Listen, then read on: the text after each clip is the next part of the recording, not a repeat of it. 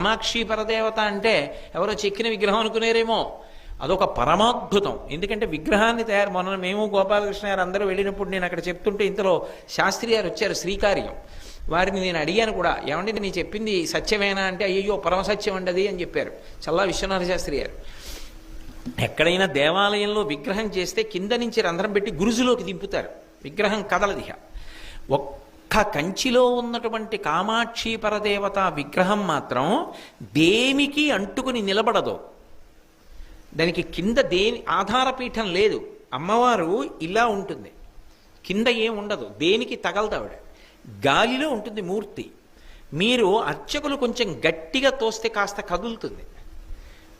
కనపడకుండా ఒక అడ్డుపీఠం ఉంటుంది. అది ఒకప్పుడు ఏమైందంటే, ఆలయానికి కుంభాభిషేకం చేస్తున్నప్పుడు ఇప్పుడు ఉన్న కంచికామకోటి పీఠాధిపతులు జయేంద్ర సరస్వతి మహాస్వామి వారు ఆ పలక తీసి చూడండి అన్నారు.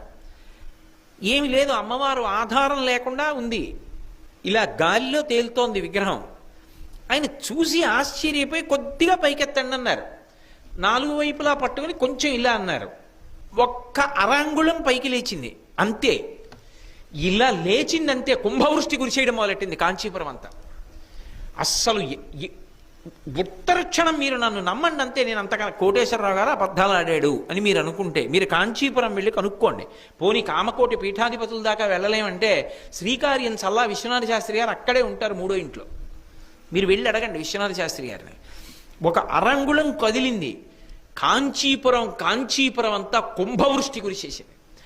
ఎంత కుంభవృష్టి అంటే మనిషికి ఎదురుగుండా ఉన్నది కనపడలే, అంత వాన పడిపోయి కొద్ది నిమిషాల్లో కాంచీపురంలో కామాక్షి దేవాలయం వెనకాల ఉన్నటువంటి కోనేరు నిండిపోయింది. అంత లోతుగా ఉంటుంది కోనేరు నిండిపోయి వరదొచ్చింది. పరిగెత్తుకొచ్చి పీఠాధిపతులకి చెప్పారు, అయ్యా వెనక కోనేరు కూడా నిండిపోయిందని. ఒరే కిందకి పెట్టేయండి అన్నారు. మళ్ళీ ఏ అంగుళం పైకెత్తారో దాన్ని మళ్ళీ అలా కిందకి దింపారు, అంతే వాన అయిపోయింది. ఇది యథార్థం.